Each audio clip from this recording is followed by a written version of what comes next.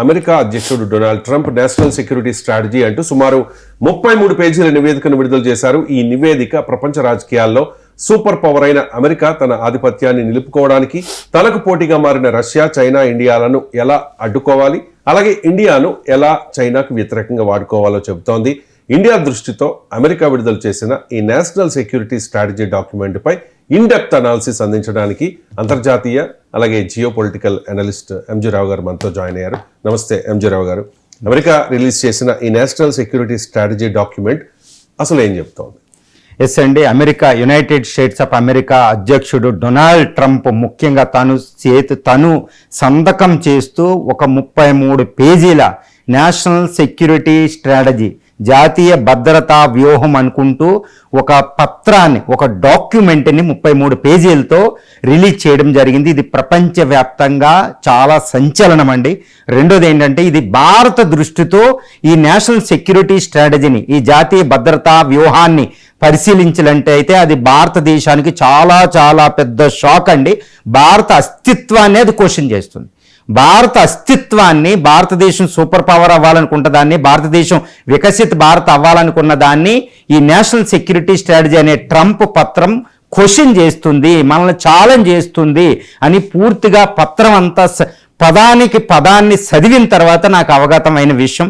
ప్రతి పదాన్ని, ప్రతి వర్డ్, ఎవ్రీ సెంటెన్స్ని, దాని వెనకాలన్న నర్మగర్భమైన ఇంప్లైడ్ మీనింగ్ని అర్థం చేసుకున్నప్పుడు ఒక రకంగా షాక్ అనేది ఒకటి ఉద్భవించిందండి. అంత డేంజరస్ రిపోర్ట్ ఒకటి రిలీజ్ చేయడం జరిగింది. యాక్చువల్లీ ఈ రిపోర్ట్ ఏం చెబుతుంది అంటే, ప్రపంచంలో ఒక్కటి మనం ఫస్ట్ వాస్తవాన్ని గ్రహించాలి. డొనాల్డ్ ట్రంప్ మీద ఈరోజు భారతదేశం చాలా వ్యతిరేకంగా ఉంది, భారతీయులు వ్యతిరేకంగా ఉన్నారు. ఈవెన్ భారత ప్రధాని మోడీ గారు కూడా చాలా, ఆయన ఫోన్ చేస్తే ఫోన్ ఎత్తకుండా, ఆయన పట్టించుకోకుండా, ఆయన వెళ్ళిన మీటింగ్కి వెళ్ళిన, ఇప్పుడు కౌలాలంపూర్ ఆయన వెళ్తే మీటింగ్కి వెళ్తే మన భారత ప్రధాని వెళ్ళకపోవడం, ఆయన అవాయిడ్ చేయడం అన్నా చేస్తున్నాం. అంటే భారత ప్రధానే కాదు, భారత ప్రభుత్వమే కాదు, భారతీయులు కూడా we are hatred this United States of America, ముఖ్యంగా ట్రంప్ని. కానీ ఎందుకు జరుగుతుందనేది కూడా ఈ పత్రంలో ఉంది. ఇక్కడ ఒక విషయాన్ని మనం first we have to accept one important fact అండి. ఆ ఫ్యాక్ట్ ఏంటంటే, ఇంపార్టెంట్ ఒక వాస్తవాన్ని మనం యాక్సెప్ట్ చేయాలి, అంగీకరించాలి. అదేంటంటే, యునైటెడ్ స్టేట్స్ ఆఫ్ అమెరికా అనేది ప్రపంచంలో సూపర్ పవర్. డొనాల్డ్ ట్రంప్ ప్రపంచంలో శక్తివంతమైన లీడర్ అనేది మనం వాస్తవాన్ని గ్రహించాలి.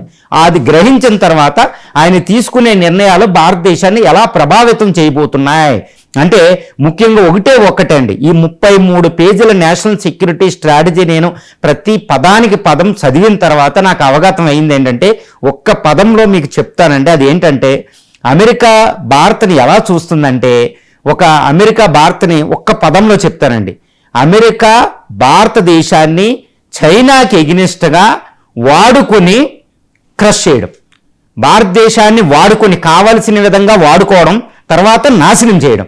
ఇదే అమెరికా యొక్క ఈ నేషనల్ సెక్యూరిటీ స్ట్రాటజీ అనే ఆ పత్రంలో, డాక్యుమెంట్లో ఉన్న సారం. భారత ప్రస్తావన ఎప్పుడు వచ్చినా మనం చాలా కూలంకషంగా చర్చిద్దాం. ఇదేంటంటే, భారతదేశానికి అంటే అమెరికాని ఛాలెంజ్ చేస్తున్న, అమెరికాతో సమానంగా ఎదిగిపోయిన, అమెరికాని భవిష్యత్తులో దాటబోతున్న చైనాని నాశనం చేయడానికి ఈ అమెరికా యొక్క వ్యూహం పన్నింది. ఆ వ్యూహంలో భాగంగా చైనాను అడ్డుకోవడానికి భారతదేశాన్ని వాడుకున్న తర్వాత మళ్ళీ భారతదేశం కూడా అమెరికా కంటే పెద్దదైపోతుంది కదా, ఎందుకంటే ఎదిగిపోతుంది కదా, దీన్ని కూడా నాశనం చేయాలి. అది అనమాట. భారత్ని వాడుకొని, కావలసిన విధంగా వాడుకొని దాని తర్వాత నాశనం చేయడం. ఇదే ఈ నేషనల్ సెక్యూరిటీ స్ట్రాటజీలో ఉన్న దారుణమైన ఒక భావన, దాని ఇంప్లైడ్ మీనింగ్, దాని వెనకాల ఉన్న అంతరార్థం. మరి దీన్ని మోడీ గారు, జయశంకర్ గారు వీళ్ళందరూ అర్థం చేసుకున్నారా లేదా అనేది మనం పరిశీలించాలి. అర్థం చేసుకోకపోతే భారతదేశం చాలా విపత్కర పరిస్థితిలోకి వెళ్ళిపోతుంది. భారతదేశ స్ట్రాటజీలు ఎలా ఉండబోతున్నాయి, అదేవిధంగా భారతదేశ స్ట్రాటజీ ఎలా ఉంది, వ్యూహం ఎలా ఉంది, అమెరికాకి ఎగ్నెస్ట్గా ప్రపంచవ్యాప్తంగా వికసిత భారత్ కోసం ఎలా ఉంది చూడాలి. అసలు సరిపోకపోతే ఎలా ఉందో చర్చించుకోవాలి, చాలా లోతుగా ఉండాలి. ఇప్పుడు నేషనల్ సెక్యూరిటీ స్ట్రాటజీ పత్రానికి వస్తే, ఈ 33 పేజీల పత్రంలో United States of America president Donald Trump తాను సంతకం చేస్తూ ఇంట్రడక్షన్లో ఒకటి చెప్పారు. ఇప్పటి వరకే జో బైడెన్ ప్రభుత్వం, అంతకుముందు రెండో ప్రపంచ యుద్ధం తర్వాత అమెరికా అవలంబించిన విదేశాంగ విధానంలో ఎన్నో లోపాలు ఉన్నాయి. It fell short of its own strategy అంటూ ఆయన పదాన్ని ఉదహరించడం జరిగింది కూడా.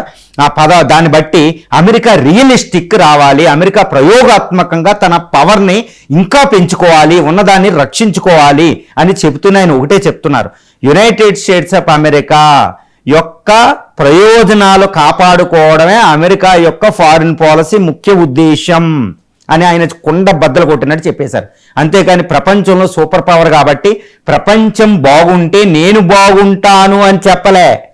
అమెరికా సూపర్ పవర్ ఉండాలి అన్ని ఫీల్డ్లో. ఆయన ఒకటే చెప్తున్నారు, ఆయన క్లియర్గా చెప్పేస్తున్నారు, ఈ నేషనల్ సెక్యూరిటీ స్ట్రాటజీ యొక్క మెయిన్ ఏమంటే to protect the supreme vital interests of the United States of America. అంతే. దీనికోసం ఎవరైనా అమెరికా దాటుతుంటే చాలా ఈజీగా పదాలు కూడా ఉన్నాయండి. అమెరికాని ఎవరైనా దాటాలనుకుంటే వాళ్ళని అని చేయాలి. అది ప్రాంతీయ పవర్లైనా, ప్రాంతీయ శక్తివంతమైన దేశాలైనా, అందులో ఇండియా ఉంటుంది, లేదా మనల్ని ఎడ్డుకుంటున్న రష్యా, చైనాలైనా, EU అయినా, ఎవరు EU దేశాలైనా, యూరోపియన్ ఖండాన్నైనా ఎవరినైనా అణిచేయడమే. తర్వాత ఆయన ఇంకోటి ఏంటంటే 5 ప్రాంతాలు చెప్పారు. 5 ప్రాంతాలు ఏంటంటే 5 ఖండాల కింద ఆసియాలో ఒక విషయాన్ని చర్చించారు కూలంకషంగా, యూరోప్ కోసం మాట్లాడారు, ఆఫ్రికా కోసం మాట్లాడారు, వెస్టర్న్ హెమిస్ఫియర్ ఇప్పుడు అమెరికా, దక్షిణ అమెరికా, సౌత్ అమెరికాల కోసం మాట్లాడారు, ఆఫ్రికా కోసం. ఈ 5 విషయాల కోసం వాళ్ళు మాట్లాడారనమాట.